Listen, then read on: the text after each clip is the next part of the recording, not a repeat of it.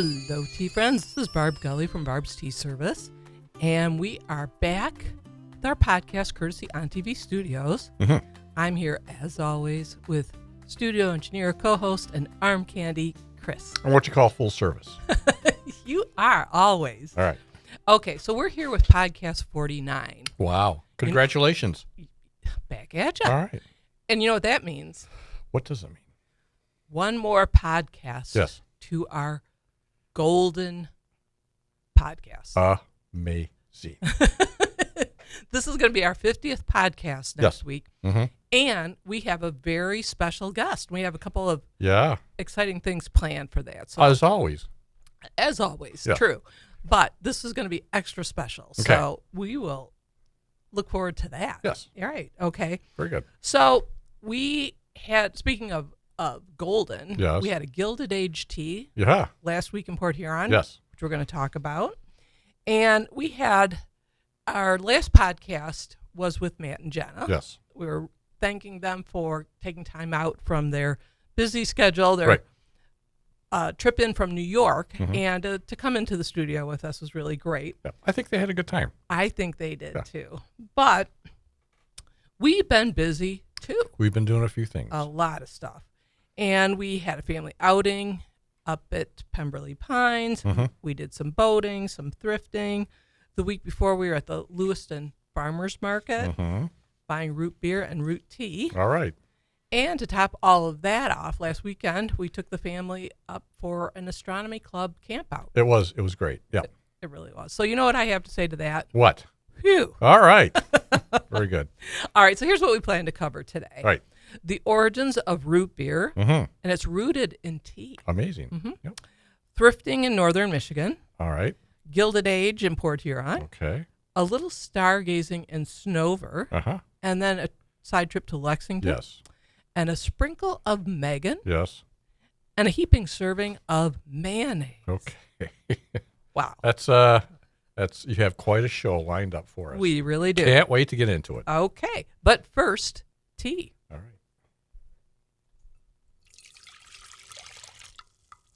All right. Okay, so today we're trying root beer rooibos. There we go. Okay, you want to take a little sample? Yep. So it's got a, I'm kind of used to the A&W and Right. We got a hint of it maybe. I think it's subtle. Yeah. But that's okay. Yeah. And this is from Tea Lake Treats and Tea. Oh yeah. Okay. And our great friend Trisha. Mm-hmm. And Trish was at the Lewiston Farmers Market Right. a few weeks back, Right. and we met up with her. Mm-hmm. And she's got her own mixture here, and it's rooibos tea Right. with sarsaparilla root and root beer flavors. Okay. And rooibos, we haven't talked a lot about rooibos, No. I don't think, in previous podcasts, but Right. it is an herbal tea. Right. It's from South Africa. Okay. It means red bush. Okay. Comes from a bush. And this is also something that is a nice alternative to caffeine. Okay. But I want to just show this is Okay. There you go. The tea bag, packaging. Yep. the Okay. packaging, and this is what it looks like. Okay. And when you open it up, Yeah. and you get this really nice aroma. I know we don't have Yeah. that to offer. Don't have smell-o-vision yet. Yeah, but it's really good. So Yeah. All right. really enjoy So it smells a lot more like root beer. it. Does. It does. Okay. All right. Really will bring you back to Yeah. root beer, All right. the drink. I'll bet as this cools, it probably will bring more of the root beer flavor in it. You know what? Because I think, I personally associate root beer being a cold drink. Right. And maybe that your brain doesn't process there. Okay, There's interesting. We'll have to test that theory later in the podcast. Yes. Also, it might be a good iced tea. Yes, there you go. So, all Okay. right. Okay. Okay. But talking about speaking of the real Right. thing, when we were at the Lewiston Farmers Market, we also met up with Ryan Cottrell. Okay. He is owner of Sweet Copper Farm in Vanderbilt, Michigan. Okay. And he literally and figuratively stands behind his slogan, world's best root beer. That's a bold statement. It is a bold statement. So Ryan's got this big sign Right. in the market, Right. and it says best root beer. It also says real spices, Okay. real sugar, real good. All right. And guess what? Is he correct? It's real good. Okay. We really liked it. So that's one of my favorite summertime drinks. Yes. Is root beer. Yeah. Although A lot of childhood memories. definitely, because we don't drink a lot of pop these days. No. But I remember when I was a kid, when we'd do family vacations to the Upper Peninsula, Right. my dad's cousin owned an A&W Yes. root beer Yes. stand. Uh-huh. Wow. Yeah. Guess where you were at a lot. Yes. All right. Oh, it was so good in that big heavy mug you Yeah. could hardly hold. Right. Yeah. But it was so good. Yeah. All right. So it got us thinking, though, about the origins of root beer. Right. And shout out to my brother Glenn, Mm-hmm. because he pointed us to Mm-hmm. the History Channel's Food That Built America. Oh, yeah. That's Okay. one of our faves. It is. It's a great series. Right. And this was season 5, episode 3, Okay. where they talk about the root beer story. Okay. And it's rooted in tea, as I mentioned. Okay. Okay. Yeah. So in 1875, All right. this Philadelphia pharmacist Mhm. was with his wife, Yep. and they were honeymooning in rural New Jersey, Uh-huh. As one does. as one does. Right. And this gentleman's name was Charles Hires. Oh, interesting. Okay. All right. So they were served this root tea, Right. and it was kind of, I guess, a common Right. drink in the country, Right. but not known in the city. Right. And Charles liked this so much that he asked the innkeeper for the recipe. Okay. So when he got back home, being a pharmacist, Right. he put together his own mixture. Right. And he took 16 herbs, Okay. kind of like the kernel, Mm-hmm. and he added berries, roots, including vanilla and sassafras. Okay. And he combined all this with yeast and sugar and water. Okay. Yep. Made this really bubbly. Right. refresh- Fermented. All right. Yep. But Yes. he was a follower, supporter of the temperance movement. Right. Teetotaler. Yes. Right. And so he made sure that when the fermenting, it stopped before it turned into alcohol. Right. And he also thought that this would be a really great option Right. there's a lot of heavy alcohol consumption at this time. Right. I thought this would be a really good Sure. option for people. And so when he was ready to market it, he consulted with a good friend of his, and this was the Reverend Russell Cowell. Okay. And he knew the area extremely well. Uh-huh. And Hires said, I'm thinking of calling it root tea. Uh-huh. And the Reverend said, no. No. The gents here, they don't drink tea. Wouldn't be caught. No. No. And they noticed that it kind of had that look of beer. Yeah. the It's foamy. Yeah. Right. So he said, how about root beer? Right. Okay. All right. Yeah. And as they say, the rest is root beer history. I love it. Yes. Yeah. Very good. All right. So from root tea Mm-hmm. to root beer to the Gilded Age. Wow. That's quite a jump. It's a great segue, isn't All right. it? Yeah. Okay. Work So- on that. Okay. Yes, I will. Okay. The last podcast we mentioned we had Matt and Jenna, and Right, they were right. talking about their trip to Japan, and they're participating in a Japanese tea ceremony. Right. But just a quick refresh. The podcast before that, we were talking about the Gilded Age and also Wedgwood. Mhm. But we were two episodes left of the Gilded Age season 3. Right. So since then, we have Yep. We're done. concluded season 3. Yep. Kind of sad. Yeah. But we find solace, Yes. I will say, Yeah. in the fact that they have committed to a season 4, Uh-oh. Okay. and they've also hinted Uh-huh. that there may be some Downton Abbey overlap. You know, what Julian Fellows, I think that's the safest bet in the world. Right, because he's the writer and Right. creator of both. Right. And we may see a young Cora Crowley, Right. but at that time she would have been Cora Levinson. Right. One of the Dollar Princesses. Yes, Right. exactly. And then we might see a young version of Violet Crowley. Okay. So, Clashing. oh my goodness. Yeah. So we're at BTS. We're also having a little Gilded Age Downton Abbey overlap You are. because, as I mentioned, we had just done the Gilded Age tea out in Port Huron. Right. We have 3 more teas in September, 2 of which are Downton Abbey. Okay. And part of that is because the 3rd movie is coming out Right. in September. Right. So, yes. But to our Port Huron tea, Right. the Gilded Age. First, I want to give a shout out to Kayla Flanagan. Right. Because she's the one who extended the invitation. She is in charge of the programming at the Port Huron Museums. Right. And I met her several years ago when she was working at Meadowbrook Hall. Okay. And she was also event planning then, and she invited us to do our Downton Abbey teas. So we go back quite a way. Yeah. And she reconnected with me earlier this year, and we scheduled this Gilded Age tea for August. Okay. And it was wonderful. This venue is beautiful. This venue. Yes. And we had a menu. Yeah. But it was on the 3rd floor and just really pretty space. And I also want to give a big thank you to our BTS team extraordinaire. Yes. We had Pam B and Rob G. They're great people. They are. Oh my gosh. They served and were, you know, always big hits with the crowd. So thank you very much to them. Yeah. And again, this was in Port Huron. Port Huron's no stranger to the Gilded Age. It is not. It isn't. There's 2 historical figures from the Gilded Age with Port Huron ties. Right. First one is Thomas Edison. Right. And Thomas Edison lived there. He moved from Ohio with his family at the age of 7. Right. Up to Port Huron, and he lived there for 10 years. Right. His feelings about the city are kind of mixed. Right. But he did benefit from 2 things in particular. One was the library, this big library in town, and he went there all the time. Right. Just loved it. And he also benefited from the railroad expansion. Right. From Detroit to, well, they had extended it out to Fort Gratiot. Right. So that provided him with his first job. Right. So there's also a Thomas Edison museum in Port Huron. Okay. Oh yes.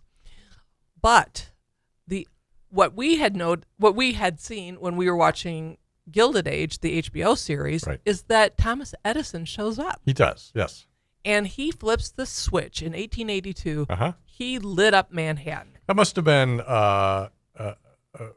truly life-changing, I don't know what the word is, experience for those people at that time, because this was must have been like magic.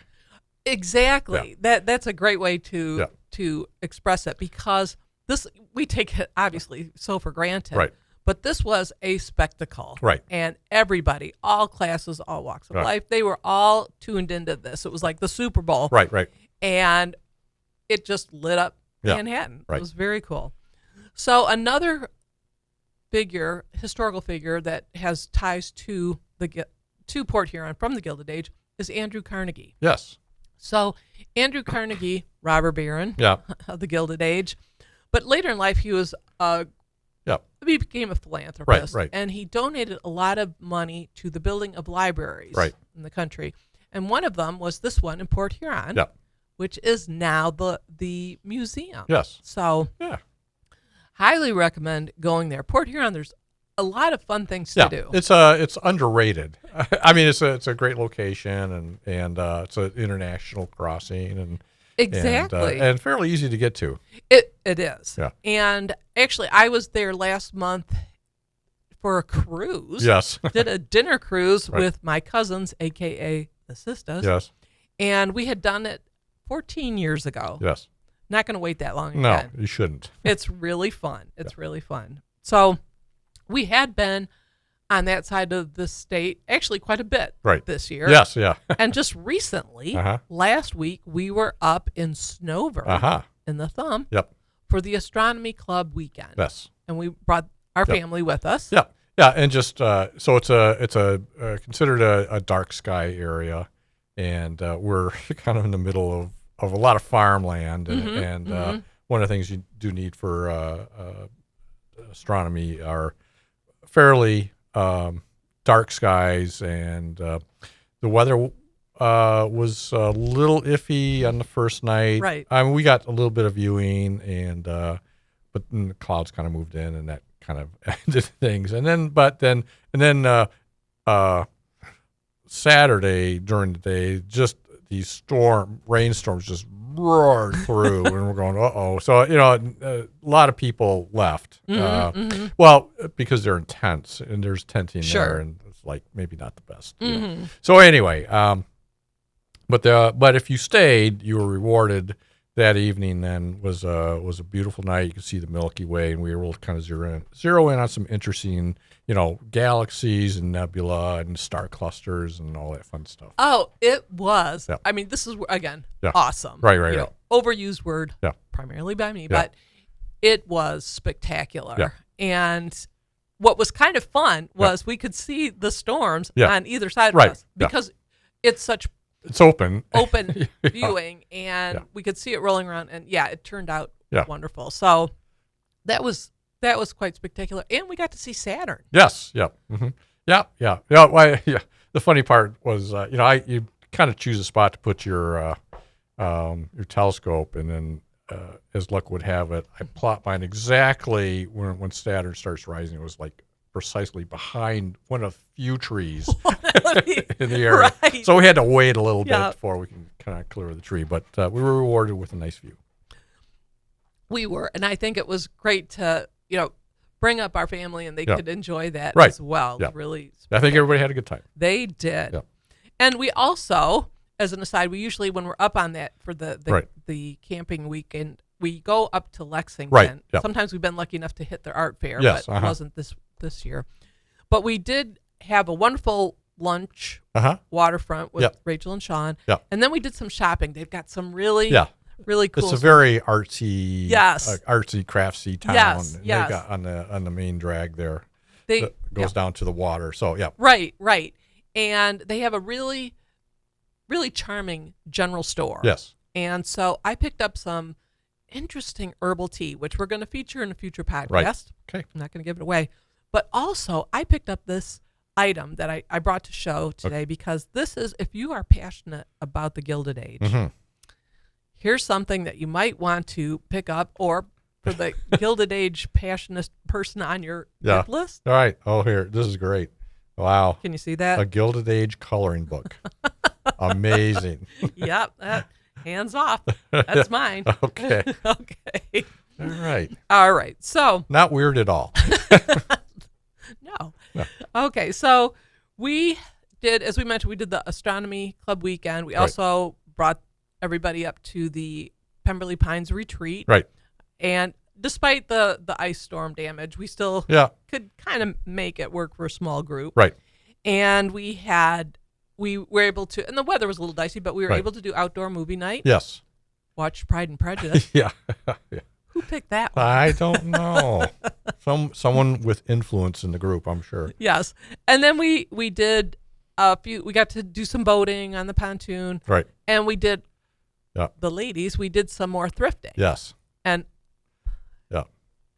it's almost like a sporting event. Oh my gosh. Megan and Jenna are phenomenal. Yeah. And they will go to new frontiers that Rachel and I probably wouldn't have explored. Yeah, right. So they're in it for the, like they you have said, enthusiasm and a dedication to it. Absolutely. And, they really separate themselves from the pack.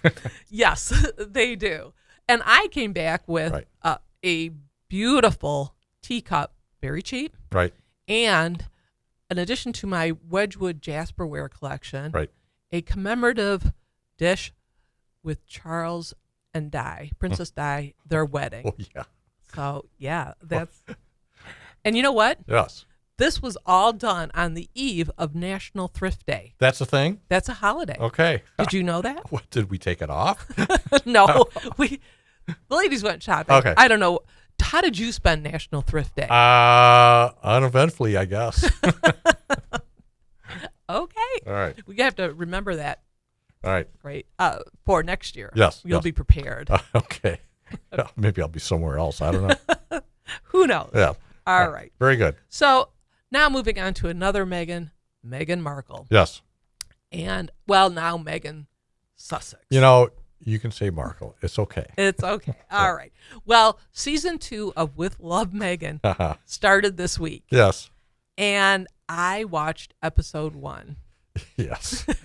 And you know what? I was a little leery. Yes. Because I didn't know if they could maintain that slow pace, that ennui from the first season, but exceeded expectations. Wow.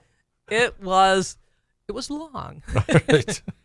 And I'm hoping I can get through the rest of it. I'm not sure. I don't think you're going to join me.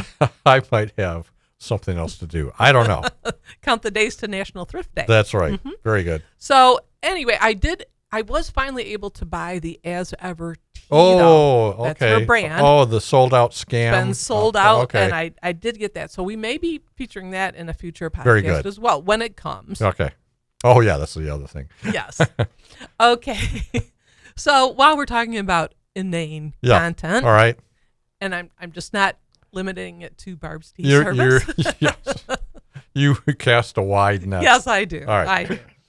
So there was a recent Wall Street Journal article that caught our eye. Yes. And it was titled "Married by Mayonnaise." Wow. Mm-hmm. Okay. Yes. Okay. So this article detailed a wedding that was officiated by Manny Mayo. Okay. He is the Hellman's Mayonnaise mascot. Okay. All right. So this was an outlandish ceremony that was sponsored by Unilever. Right. So that's their condiment. And they ran this contest for inviting, and I have to look down on this because I want to get it correct. Okay. Chicken tender loving couples to get married in a dipping sauce commercial. 37 couples applied. Yes. But only one could win, of course. Okay. Maybe one too many. I don't know. This was Heather and Nick. They're from Brooklyn. Yeah, okay. But both of them are originally from Kentucky. Okay. Home of. Yeah. Oh, Kentucky Fried Chicken. Exactly. And probably a good sense of humor. Yes, yes. They actually said that chicken might as well be in the state's constitution. So, all right. They're in that. That's yet another bold statement. So their winning video. Okay. It featured their shared disdain of dry sandwiches. Okay. And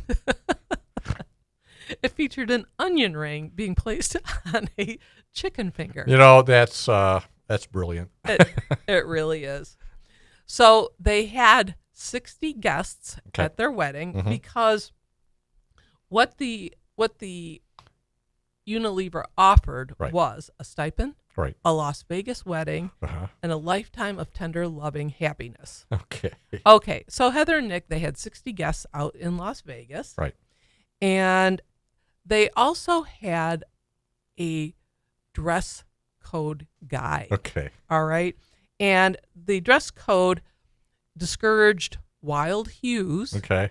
And the sponsor also noted in this reference guide, they suggested Kate Middleton on vacation. You know, you mentioned it before, and I have no idea what that even means. Okay. Yes. Okay. I thought it was really smart of them to offer a dress guide because, I mean, how would you dress for a wedding that's officiated by a large bottle of mayonnaise? I wouldn't bother. But you're right. I mean, you would have to go into your Hello magazine. Yeah. Your reference guide. And actually look for pictures. But you're thinking probably business casual. Right. Way up. Okay. Times 10. Okay. Okay. All right. Smart looking. Okay. All right. So it wasn't all about looks because there's sentiment too. Okay. And here's something kind of touching. Okay. Manny Mayonnaise offered this at the ceremony. These profound words.